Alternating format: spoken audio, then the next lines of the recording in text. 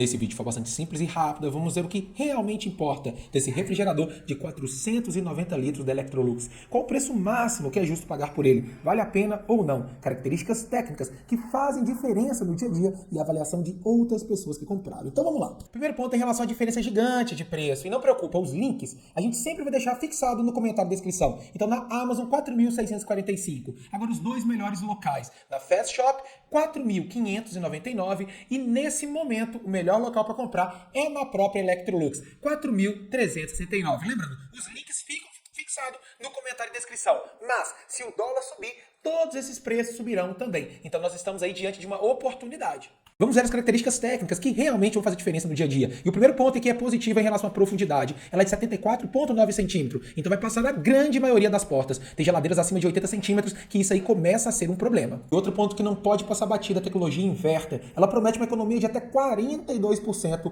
no consumo. Isso ao longo dos anos é muita coisa. Um ponto bastante importante que é avaliações de outras pessoas que compraram. A gente está falando de um lançamento, então poucas pessoas têm. Mas pelo que eu vi, são bastante positivas, até mesmo porque é uma marca bastante conhecida.